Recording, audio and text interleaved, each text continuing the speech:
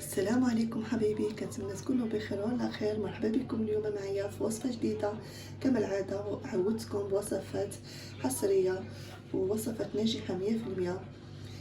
كنتمنى ما تنساوش الدعم ديالكم، لايك، الاشتراك، تعليق محفز كما العاده. تابعوا معايا ان شاء الله باش تعرفوا الوصفه اليوم. كما كتشوفوا عندي هنا مكون رئيسي وهو الحمص مرطب. المهم اليوم غادي نحضروا وصفه شرقيه من المطبخ السوري. هاد الوصفه هذه كلشي كيحمق عليها، الكبار والصغار. اليوم ان شاء الله جبت لكم بالطريقه الاصليه ديال الفلافل السوريه اللي كلشي كيحمق عليها. كما قلت لكم كتجي لذيذه وبنينه روعه، احسن من ديال المطاعم. يعني اذا جربتوا هاد الوصفه في البيت ديالكم غادي تستغنوا تاكلوها في الزنقه.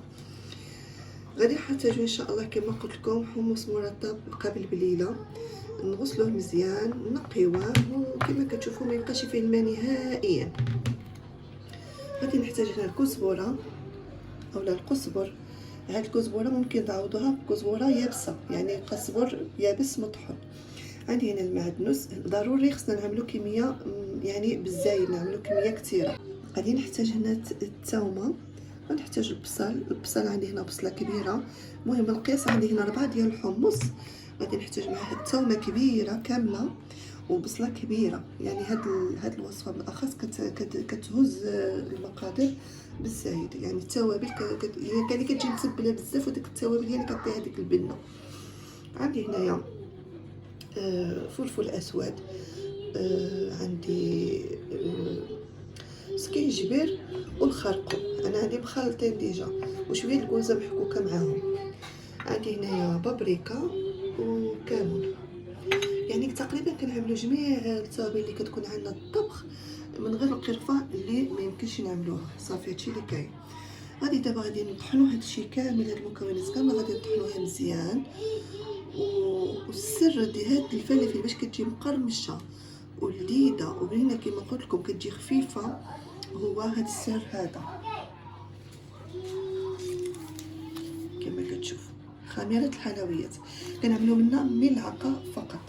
دابا هاد القياس هذا 4 الحمص غنعمل منها ملعقه صغيره فقط. هكذا غادي ان شاء الله غادي تجي معكم ناجحه 100%. كتجي مقرمشه لذيذه. المهم يعني بالضمانه ديالي 1000000%، اذا جربتوها والله العظيم اذا غتحمقوا عليها غتبقاو تعتمدوا عليها في وجبات ديالكم دائما. يعني كتجي خفيفه مغذيه مشبعه واقتصاديه، يعني ربيع الحمص والتوابل كما كتشوفوا. بسم الله على بركه الله. كما كتشوفوا انا غوزت شويه ديال الحمص، هرمشته شويه. غادي نضيف عليه المعدنوس، ماشي ضروري نقطعوه، ممكن نحطوه غير هكذا غيتقطع. معدنوس، قزبر. غادي نضيف البصله غنضيفها شويه بشويه. من بعد غادي نزيد اللي بقالي كميه متبقيه، الثومه. غادي نخلي التوابل هي في الاخر مره. دابا غادي نطحنوا غير هاد المكونات هادو، ومن بعد غادي نزيدو التوابل.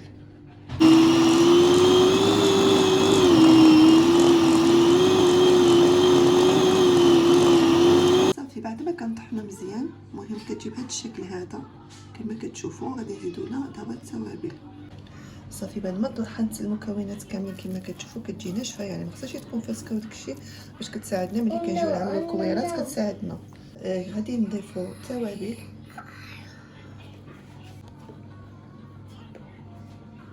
ما نساوش شي ملعقه صغيره ديال خميره الحلويات، ملعقه صغيره.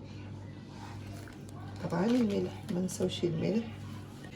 ضفنا الملح كل واحد على حسب الرغبه ديالو وعلى حسب الكميه المتوفره عندكم.